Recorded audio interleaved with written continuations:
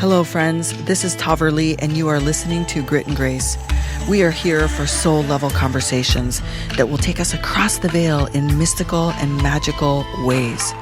I invite you to leave what you know at the door, open your heart, and receive. If you want to find out more information, make sure you go to moontempleschool.com. And now let's get started.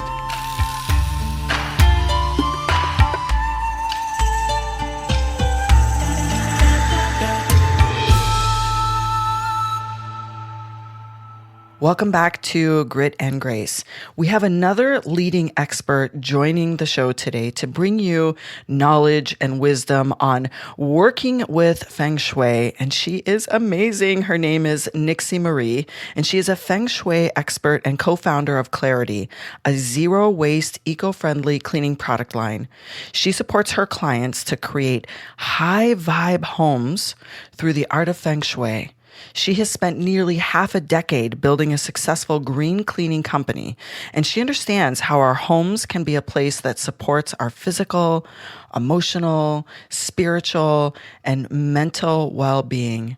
And Nixie Marie, I'm so excited. This is a topic that is super important in my life. I have attended your classes. I have been watching you for so long, and even the little tidbits that you share on your social platforms changes the way I look at creating my own space. And I've been super excited to bring you on to share your expertise with all my people. So welcome to the show.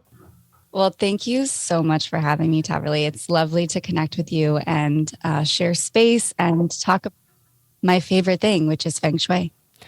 Yeah, it's so fascinating to me how much people don't know about how their space impacts their lives. And I recently taught a class in the witching hour, really around sacred spaces and altars specifically. But this topic and what you teach was so forefront of my mind because people ask me a lot of questions about how I create the way that I live. And I've recently moved to a new home, and I will honestly say that it's you. It's what I have learned that you've taught that has truly created the flow that I can create in my space. It's to you. So thank you. Oh, well, thank you. I'm honored to be a little fraction of your magic that you create. And what's interesting too is in a lot of spiritual paths and in the way that I teach in mystery school, we don't really work with the element of metal as much. So I'm really excited for you to walk our listeners through. Let's start like Feng Shui 101. Like, what is it? How does it apply? Let's start there. And then I'll weave my questions in, but no, I really want to talk about the element of metal today as well. Yeah. It's always good to start from from the start because it is a rabbit hole. It is so much more than just moving furniture around, which is even what I thought maybe it was when I first began my journey. But essentially, Feng Shui, in my own words, is the ability to align you and your space with nature's harmonious cycles. And we do that by using the 5-element system, which is earth, fire, metal, water, and wood. So we activate the home by making sure that these elements are in balance.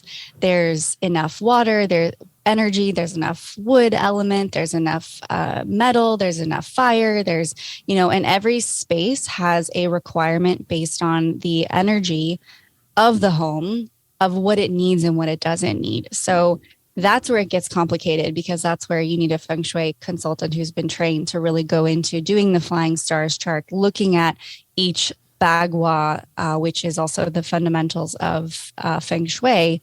The Bagua map is what is the map of, I like to kind of say it's like the map of the home soul, because we look at these 9 core areas of our personal human existence. And this is how the Chinese developed the system of Feng Shui, because they looked at how could we create a home that's balance with us. What do we need in our life?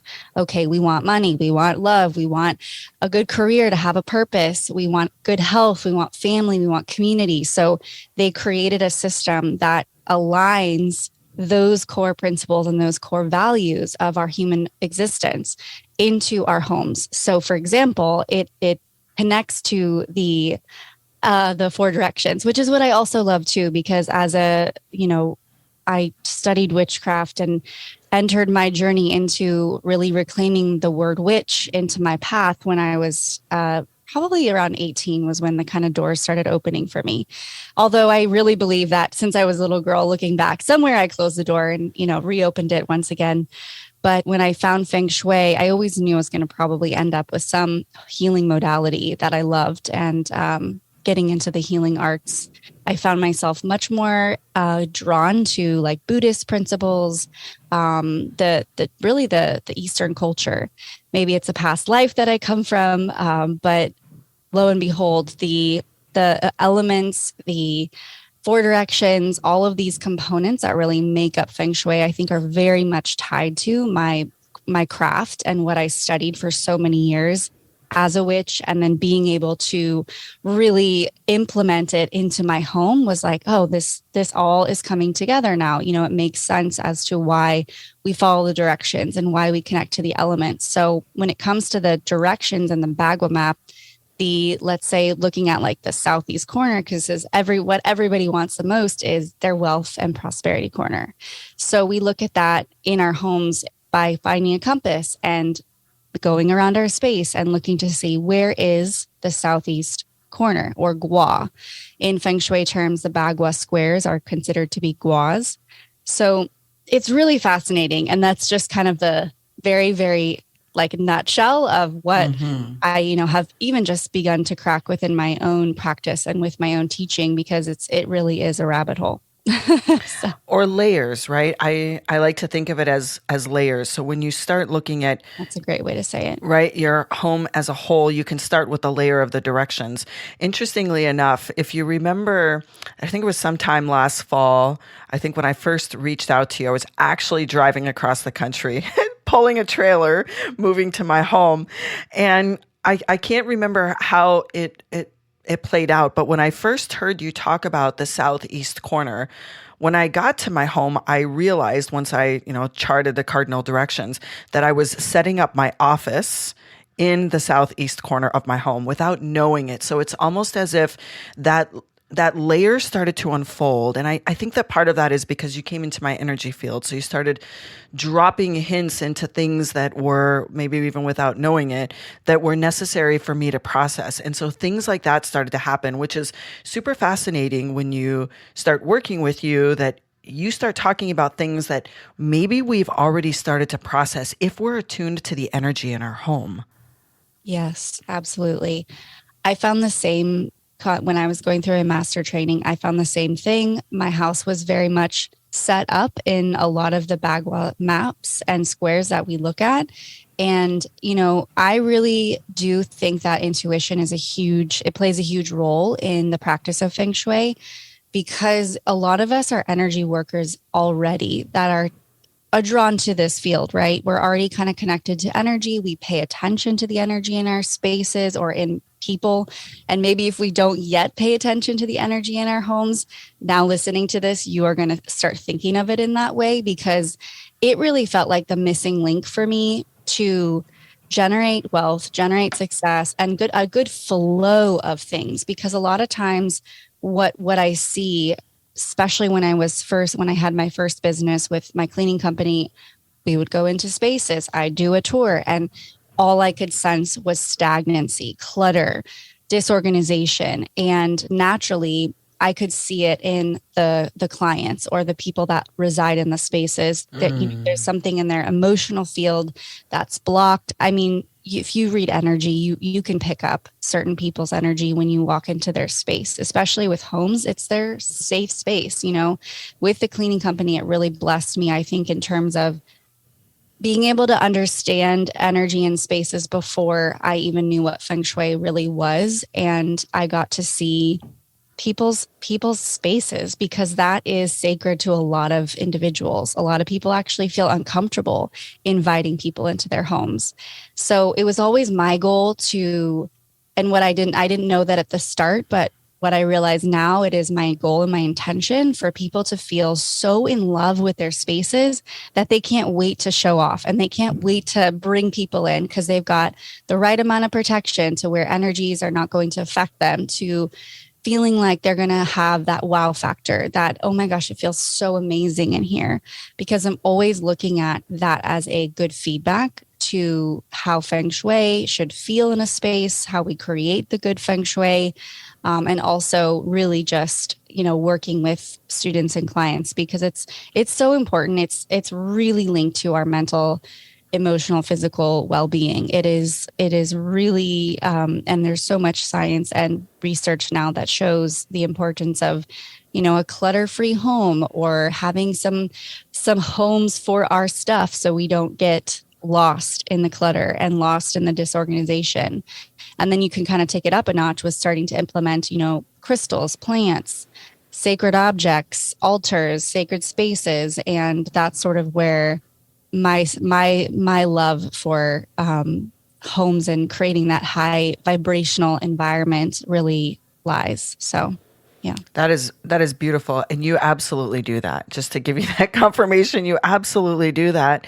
And I love how you just gave some really important starting places. So if someone has not ever worked with Feng Shui, or only just knows what they've seen on TV or in Hollywood, that somebody comes over and, as you said, makes them move all the furniture, that it's not necessarily just about that the starting place is to pay attention to the clutter, the disorganization, and how that might already be impacting you. Because, I mean, we're in spring. This is traditionally, well, if you're in the Northern Hemisphere, you're in spring. This is traditionally a time of year where it's known to do a spring cleaning, right? It's known to declutter, move things around, like create space. And so can you talk a little bit about that process of, like, that first step of just even decluttering and becoming intuitively aware of your space and how to do it? Such a great question. The thing I love to start off with, if you are starting to learn how to sense energy, maybe you're already an experienced practitioner with energy work, or maybe you're just getting started, it doesn't matter. This is a great exercise to start. So what I want to invite you to do is walk around, starting from your front door, around your entire space, and begin to, I say that your body's the best tool to measure energy. So when you first get to your front door, how does it make you feel? Do you feel invited into your home? Do you feel like you're embarrassed coming into your space? Do you feel like it's stagnant? What do you feel in your body? That's the first step, because this is going to be what we say in Feng Shui is the home, the front door is the mouth of your chi. It's where all the energy is coming into your space. It's like, and chi is that life force, the prana, that is what we're really measuring when we're in terms of measuring energy for your home. So when you breathe in and take an inhale and you exhale, the chi comes in just like your front door as an inhale and an exhale. So it's where all that energy gets to move through your space. And the goal of that energy is that it's permeated through your entire home and kind of come on the inhale. I like to say on the inhale, it comes in, and on the exhale, it goes out, so that the energy's flowing. We want it to always be flowing. So you want your body to feel invited. You want it to feel like, I'm so excited to open this door, because that's how the chi is going to feel. So then you move through your space, go into every single room, and you can even close your eyes if you're more of an advanced practitioner with energy work, so you can really tune into what sensory feelings you're having, like sadness, excitement, joy. You'll start to feel something in your body. Sometimes we even, if you are connected to doing testing your meridian points, or using your like muscle testing, or even just using your body to sway forward and back, or if you even work with pendulums or dowsing rods, those are actually my favorite when it comes to tools and divination in the home. But you want to measure what's going on in your home by whether it's open and inviting or whether it's closed off and stagnant. And that's really the first exercise to start, because it not only connects you to your body as the best tool, but also you get to start to feel and come back to your body, your first body, right? Our home, that is our body, and then go into your space and see how your environment is affecting you. Because what happens is we create our environment by our thoughts, our emotions, and our actions. So everything that we bring into this space is what the space is absorbing. because we've got that, extended electromagnetic field. Right. So we're the energy in the space. So even, I mean, that feels like a more rudimentary, even than just dealing with clutter and items, is your own energy in the space. And I love that you've started with the front door. I'm going to tell you something. This is, this is going to blow your mind. Somewhere you talked about something to do with loving what you see at your front door. If you're hanging something somewhere, I don't even know where that came. I know that I talk about the front door a lot. You talk about the front door a lot. And I paint in my spare time. So my art in my home is all art that I've created. And I actually didn't love the paintings that I hung at my front door because I actually painted them during a hurricane, and they're powerful. But when I came in to my front door, I was reminded of a hurricane. And so I ended up moving them and wasn't sure what I was going to put at my front door. And what happened is a new painting channeled through me as the energy that wants to welcome people into my home, which is a lot of symbols, bright colors, like blue and red and white. And then secondary to that, a second painting came in with the name of what I call my house, like my property. And so those two additions went to my front door, changed everything in my home, changed everything. Wow. Oh my and gosh. it was right. It was this small little nugget that you dropped. And I kept looking at those, hurricane paintings, and I love them. But that's not how I wanted to feel when I came in my front door. So I'm going to send you a picture when we're done. So I'd love to see them. Yeah, and that's such a really important note that you said about the small things. When I do work with clients or even in just teaching in general, I'm really big on small changes, big impacts, because we don't need to. A lot of times my clients will come to me and they want to do their entire home. And to be quite honest, you don't need to do your entire home. There are spaces that we spend more time that we want to make sure is really, enhanced by the Feng Shui principles. But there's other areas that, they can wait. They don't need as much focus. So when it comes to Feng Shui, you can start small and you can start to see big results. And that's what I love about it, because nothing about our home is ever going to be perfect. We're never going to have 100% clean home. I've got a new kitten running around. It's a little more chaotic than I would like, but now there's a little more love here. There's a little more vibrancy. There's a little more joy because we've got this young little cute, adorable kitten, and she's just brought this lovely energy. But at the same time, it does bring a little more of that like messiness or clutter. So what we want to pay attention to when it comes to, I guess, the next step when it comes to clutter is really what is speaking to us loudly. So after you've gone around your house and you kind of know how you're feeling, don't go and beat yourself up because there's all these things that are broken or not working or don't feel good. Start with the thing that is really affecting you the most. Like maybe it's a leaky faucet. Faucets and water connected to prosperity. Are you feeling like your money's just running out the door? That's a big thing when it comes to the home. There's always something connected to, what's going on in our personal life and how our home is telling us something. It's like a message. There's a message in our mess, right? So when it comes to really decluttering and starting somewhere, you want to start where you're being where your energy is leaking the most. I kind of call them those energy leaks, where if you sit down and all you think about is, oh, the laundry is broken, or this is, the windows need to be cleaned, or whatever it is calling you the most, because if you listen to this podcast, I guarantee you're very connected to your space in ways you don't even realize. And once you tune in, there's an energy to your space. There's entities, there's spirits, there's so much that is rooted and around you that it is important to tune in, listen, and then take action. So always start with what is calling to you the most in your space before you think. And these small little things like you're talking about, you can see on my video, notice what I have behind me. These are the only things in my home, and for those that can't see it, there are two paintings on wood.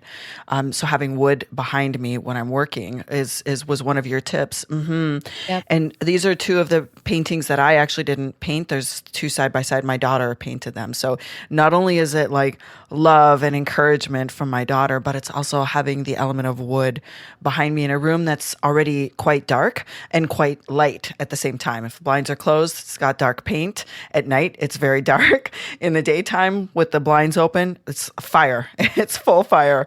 And so keeping this wood behind me, wow, it was an immediate grounding into my space, just again from that small little shift. And, you kind of also touched on something that is also very important. Everything that we place, just like you had a specific reason why. In Feng Shui, we like to say that everything should be placed with intention.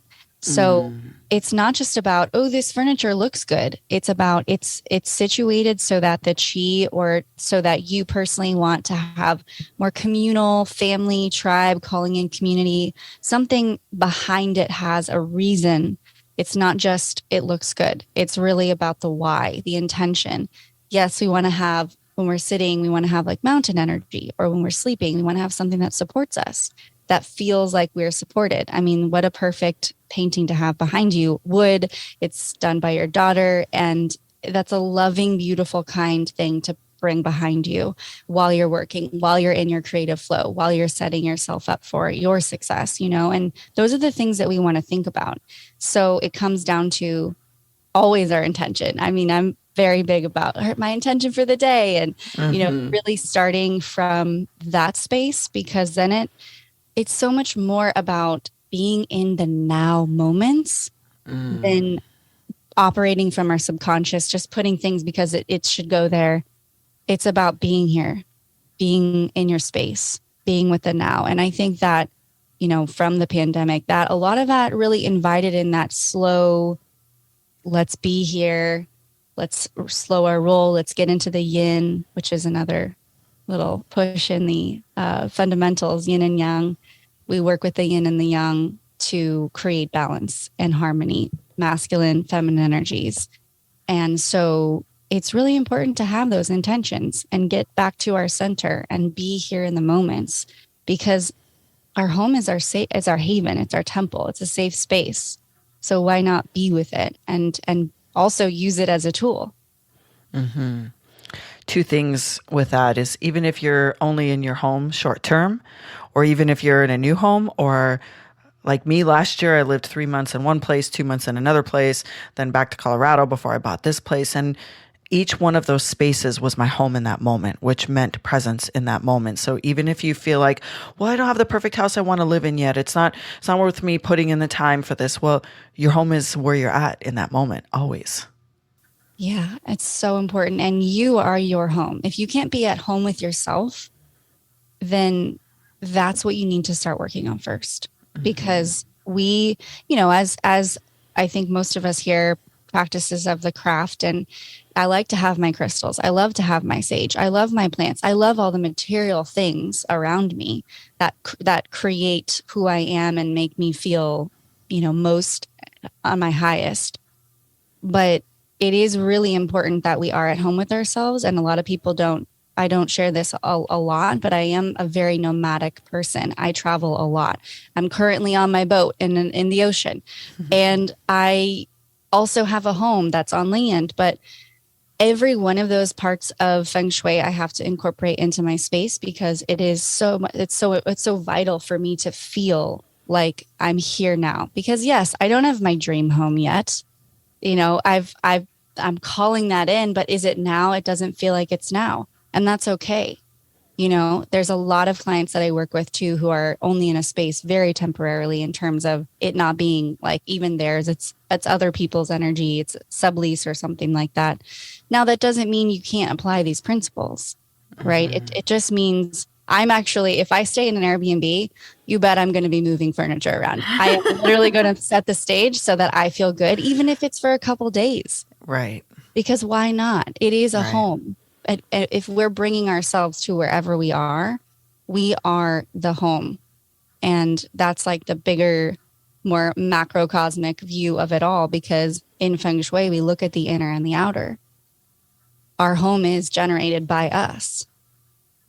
So it's really important that we stay focused on the inside, how we feel, because our space, and a lot of times with like spring cleaning and the detox energy that comes in, is really because of those winter months that we're kind of inward. We're probably overthinking. We're probably needing to shed some weight in terms of our thoughts, maybe some physical weight, maybe some energetic weight. We've taken on a lot more because it's the winter months. So it's time to shed that. And that's why we do these spring cleaning rituals and ceremonies and detox and declutter during this time, because we've got to shake off and get rid of all that energy that we took on during the winter months. Oh, that resonates so deeply. That makes so much sense. And I love the way that you just described that, especially the weight. It dawns on me that there were definitely periods of time in my life where I was not necessarily in as deep devotion as I am with my space now. So I spend one day a week in devotion to my home. I don't consider it my day of cleaning. It's not about that. I mean, I can clean any day of the week. It's about being in devotion to my space one day a week. And for a lot of people, they're like, whoa, I do one day a year to my space, because we can get so busy that, or even alternately, we can focus on rituals. And, if you're listening to this podcast, it's probably magic and meditation and being in nature. And yes, all of these things and daily rituals. But we forget that it's just as important to be, you may not spend a day a week in devotion to your home, but to be in devotion to your space, whatever that timing looks like for you, to make it a part of your rituals. I'm actually going to say it should be a part of your rituals on a regular basis to review your space.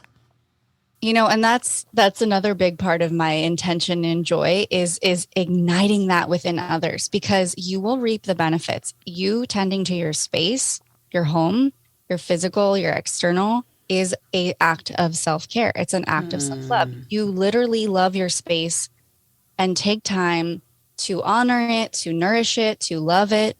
You will see, and just that small shift, you'll start to see some things change, because I do believe how we do one thing is how we do all things. And if we give a little bit of time and a little bit of love to the things around us and the physical, we start to see our thoughts change. When those moments of the self beat up, or whatever your thought pattern is, that monkey mind, the ego brain, or whatever you call it, that comes in and likes to slither on in and tell you the things that, aren't true about yourself, you start to notice that you have the power to shift that quicker, because you're like, wait, no, I'm not cultivating that energy. We just cleanse the space. Let's not bring more of that toxic, negative thought patterns in. So it really is this dance between you and your external environment. And we can take it even further into our Mother Earth, because that's a whole nother extension. I believe we have three homes: our body, our home that we live in, and our earth, which we do, and yes, we can consider other things homes, but those are the vital ones. Those are the things that we get to pay attention to and connect with, because when we go outside of our space, that's nature. That's Mama Gaia. That's where the medicine is. That's what we're really trying to create with Feng Shui, but in our homes. Because we used to create temples, pyramids, sacred spaces with Feng Shui. The focus was never on the people. When it was developed, it was for the emperors, the queens, the kings. So it was for them to sit at the seat of their power in the hierarchical structures. But we've burned those down in a lot of ways. Yes, there's definitely still that exists, but we don't necessarily have a king and a queen that we go to, sit and pray and ask for food. We don't have those structures in place. So now we have the ability to be at the seat of our own power in our space and in our home. So I like to say essentially the intention is to have everybody feeling like kings and queens in their spaces, so that everything is a temple, everything is honored. We are no longer separate from the sacred and the spirit. We're connected. We bring it into our spaces just as much as we connect with it on the outside in Mother Earth.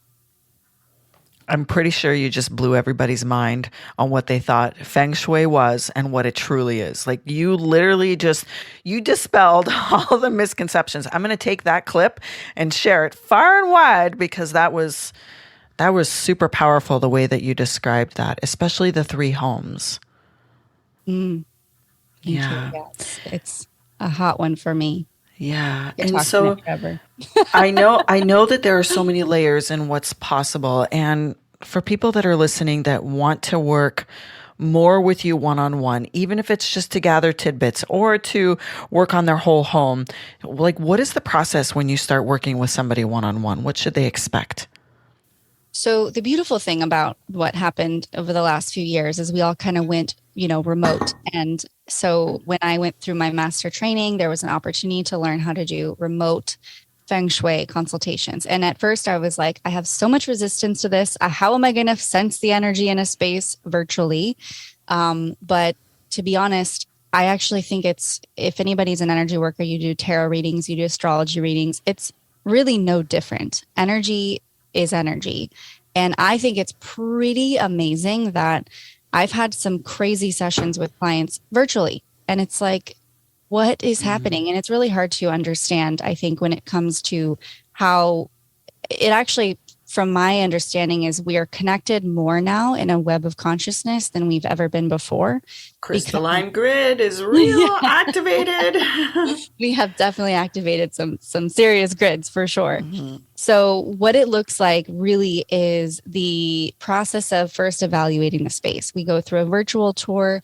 You take me through your space, through through your phone or through your computer, so I can see the energy, see the space, see how many bedrooms it has. And then what we do is we look at the whole entire Bagua map in terms of what's called the flying stars, which is the complicated side of Feng Shui. But essentially, in a very clean and simple way, I think I like to describe is it's just the blueprint of your home that has been created from when it was built. So we look at the year that it was built, and that's how I define the energies in the space by the number system that's connected to Feng Shui. We work with the numbers 1 through 9. This is another big part of the Bagua system, and every number is connected to an element. So whatever numbers are in the gua are connected to each element, and then we look and see, are the elements in harmony or are they in a destructive cycle? And what do we need to add? What do we need to take away? You mentioned metal. A lot of times metal is a neutralizing element, and we really need to invite more metal into our spaces. So it helps just neutralize the energies. If we have some bad numbers or some bad, like toxic kind of stagnant energy, metal helps move that around. And I know we don't work with metal a lot, which is really interesting that it is in Feng Shui. It took me some time to really connect to it. And I'm actually working on a retreat right now, and it's a 5-element retreat, and we've got to incorporate metal. I'm like, how am I going to incorporate metal? Are we going to go like make some swords and really become like these A wild, thommies, maybe a yeah. thommies. You needed to bring a thommies in, but yes, I Exactly. hear you. Yes. Yeah. Yes. That could actually not a bad idea. Thank you. But yes, it's like metal is this element that is necessary in the cycles of creation. And that's where the 5-element system was developed. So you can't have metal without earth because earth created metal and metal created water. So it goes into this flow of synergy. And so with that being said, we just really are doing a astrology assessment for your space, and it is a way for you to determine your energy field. So, and also what your element is. Everybody has an element. I'm a wood element. And then I can look and see what elements are best for you personally to be surrounded by. Some elements actually will deplete you. So you want to pay attention to what elements are not in support for you. And excuse me, also supportive. So there's a lot of layers, like you said, to it. But it's a really lovely thing to gift to you and your home. And I just thoroughly love seeing not only just the feng shui aspects, but what's really powerful is seeing things happen in people's lives because they're making these Transformation. It's the changes. Yes. transformation. Yeah. That's the part that just Hmm. lights me up. And, I still am a very healthy skeptic. So I generally like tested this a lot before I really, like 5 years I've been doing this. So, and that's not a lot of time. I don't actually consider myself to be a master. I think that time and devotion to a practice and an art. I've been sewing since I was 12. I'm definitely a master at sewing. There's a certain amount of time and energy you need to give a thing to become a master, right? And so I'm definitely on that path, but I do believe that I had to really see the results first in my own personal life before I could begin teaching it, because that's just the way I've got a Virgo moon. I'm very practical when it comes to that. So I just need to be able to trust and have confidence in it, right? Even though it's because it's a lot of it is out of the physical eye. Energy is not what we can see, so the ego mind wants to try to understand it all, which sometimes we've just got to throw that out the door and trust it. I deal with that a lot in mystery school. That's definitely a topic that is the first layer of defense that we break down, right? That we break down when we bring the mysteries in. And I love this so much. I also know that one of the, I want to say, like, misconceptions is that it's not, again, let's go back to just not moving furniture. It's not just about moving furniture and moving items. It's that there are cures, that there are the elements to bring in to create balance, or slight changes that can be made. So when people are working with you or attending any of your classes, these can be either incremental changes or big full room changes or full home changes, that there's a variety of ways to bring it in that feels right for someone.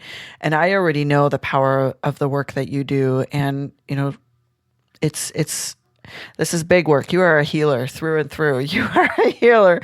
You're helping people transform by creating this sacred space. And I love it so much, Nixie. Oh, thank you. Well, on that note, I do just want to remind everyone that the monks used to clean and sweep the temples daily.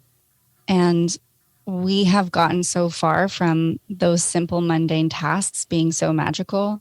So like we went back to before, kind of full circle coming back, is devote some time to your space. If it's 5 minutes, sweeping the floors, sweeping away the old energy, having an intention behind it, do it daily.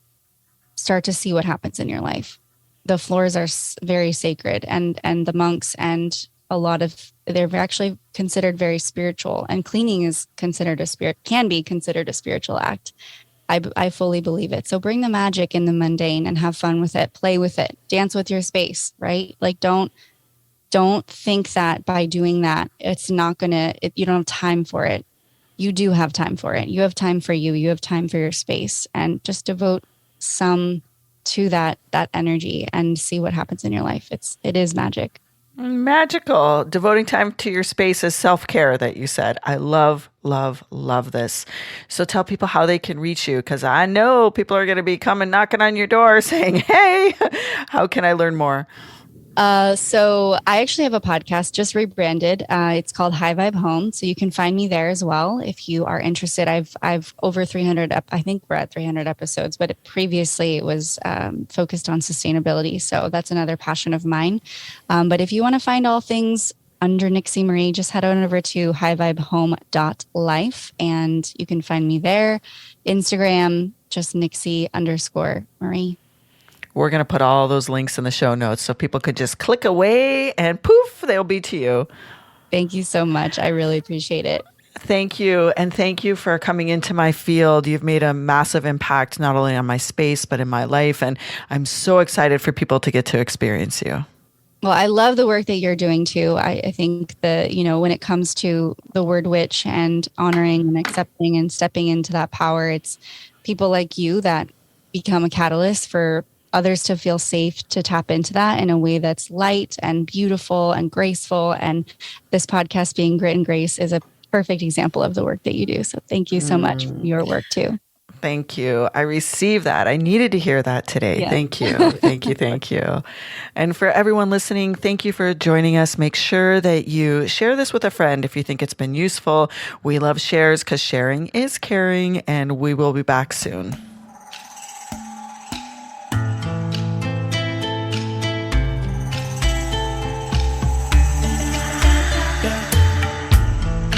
Thank you for joining us today.